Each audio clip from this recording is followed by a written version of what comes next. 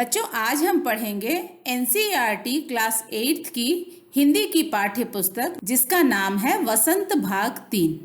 और इस पुस्तक का 6वां पाठ है जो एक कविता के रूप में है और इसका शीर्षक है भगवान के डाकिये। तो बच्चों, आइए जान लेते हैं इस कविता के जो कवि हैं रामधारी सिंह दिनकर, उनका जीवन परिचय।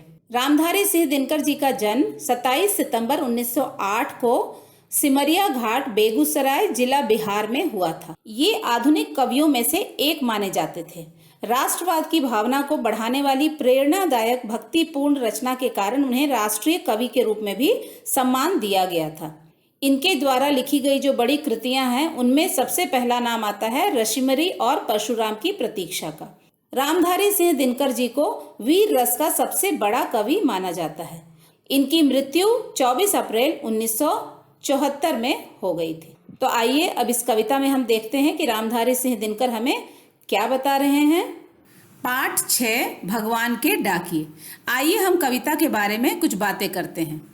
बच्चों, इस पाठ में कवि ने पक्षियों और बादलों को भगवान के डाकिये माना है और कवि इस कविता के माध्यम से यह कहना चाहते हैं कि जिस प्रकार एक डाकिया लोगों को उनके प्रियजनों का संदेश देने उनके घर पहुंच जाते हैं, उसी प्रकार पक्षी और बादल भी मुक्त भाव से निरंतर विचरण करते रहते हैं और इन्हें देखकर ऐसा लगता है जैसे कि ये भगवान के डाकिये हों। तो बच्चों, आइए हम देखते हैं कि कवि हमें इस कविता में पक्षियों और बादलों के बारे में और क्या बता रहे हैं। इस कविता की पहली 8 पंक्तियां कुछ इस प्रकार से हैं। पक्षी और बादल ये भगवान के डाकिये हैं जो एक महादेश से दूसरे महादेश को जाते हैं। हम तो समझ नहीं पाते हैं, मगर उनकी लाई चिट्ठियां पेड़, पौधे, पानी और पहाड़ बाँचते हैं। तो बच्चों, यहाँ पर इन पंक्तियों में आए कुछ कठिन शब्दों का शब्दार्थ भी यहाँ पर दिया हुआ है। डाकिये, पत्र लाने वाला, पोस्टमैन, महादेश, विशाल देश, चिट्ठियाँ, पत्र, लेटर, बाँचते, पढ़ते, पढ़ना, रीडिंग। बच्चों, इन 8 पंक्तियों का भावार्थ कुछ इस तरह से है।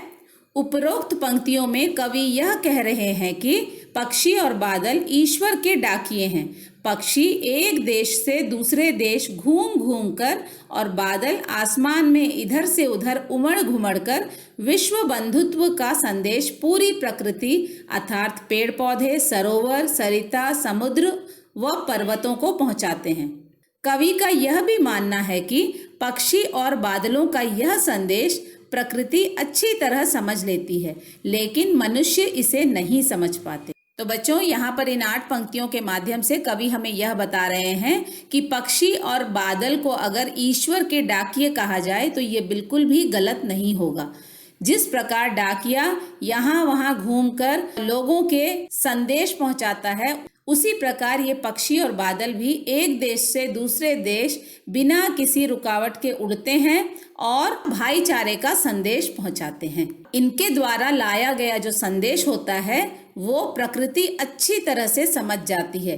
तो यहाँ पर हमारी प्रकृति में जैसे कि पेड़ पौधे, सरोवर, सरिता, समुद्र और पर्वत आते हैं, तो ये सभी पक्षियों और बादलों के लाए हुए संदेश को समझ जाते हैं, लेकिन हम मनुष्य इसे समझ नहीं पाते। हम इनकी भाषा को बिल्कुल भी पढ़ नहीं पाते। तो आइए देखते हैं आगे की कुछ पंक्तियों में कवि हमसे क्या कह रहे हैं। तो यहाँ पर कवि द्वारा लिखी गई कुछ और पंक्तियां इस प्रकार से हैं। हम तो केवल यह आंकते हैं कि एक देश की धरती दूसरे देश को सुगंध भेजती है और वह सौरभ हवा में तैरते हुए पक्षियों की पंखों पर तिरता है और एक देश का भाप दूसरे देश में पानी बनकर गिरता है। तो बच्चों, इन पंक्तियों में आए कुछ कठिन शब्द इस प्रकार से हैं। आंकते, समझना, सुगंध, मधुर गंध, फ्रेग्रेंस, सौरभ, सुगंध, तैरता, फैलना, टू स्प्रेड, पांखों, पंखों, विंग्स, तिरता, हवा में तैरना, फ्लोट, भाप, वाष्प, वेपर। तो आइए देखते हैं इन पंक्तियों के माध्यम से कवि हमें क्या बताना चाह रहे हैं। उपरोक्त पंक्तियों में कवि यह स्पष्ट करना चाहते हैं कि पृथ्वी पर एक प्रदेश के फूलों की सुगंध हवा में तैरकर और पक्षियों के पंखों द्वारा दूसरे देश में बिना किसी बाधा के पहुंच जाती है। एक देश में बादल बनते हैं और आसमान में तैरते हुए दूसरे देश में जाकर बरस जाते हैं। इन पंक्तियों का आशय यह है कि ईश्वर द्वारा बनाई गई यह प्रकृति किसी बंधन या किसी देश की सीमाओं को नहीं मानती और ना ही किसी के प्रति किसी प्रकार का भेदभाव रखती है। हम मनुष्यों को भी इसी मानसिकता के साथ जीना चाहिए। हमें अपने आपसी भेदभाव को मिटाकर प्रेम पूर्वक रहना चाहिए। कवि हमें इस कविता के माध्यम से विश्व एकता का संदेश देना चाहते हैं। तो बच्चों, यहाँ पर कवि ने एक बहुत ही अच्छी बात कही है कि जिस प्रकार पक्षी और हवा फूलों की सुगंध को एक देश से दूसरे देश ले जाते हैं और जो बादल हैं वो कहीं और बनते हैं, लेकिन वो जब बरसना होता है तो हवा में तैरते हुए किसी और देश के ऊपर जाकर वहां पर वर्षा का जल बरसाते हैं। वो किसी भी देश की सीमाओं को या किसी एक देश को दूसरे देश से अलग नहीं मानते। तो इसी तरह से हम मनुष्यों को भी कवि ने एकता का भाव अपने मन में जागृत करने के लिए कहा है। हम मनुष्यों को अपनी मानसिकता, अपने सोचने समझने का तरीका भी बदलना होगा। हमें अपने आपसी भेदभाव या आपसी मनमुटाव को मिटाकर एक दूसरे के साथ प्रेम पूर्वक रहना होगा। कवि हमें इस कविता के माध्यम से विश्व में एकता बनाए रखने का संदेश देते हैं।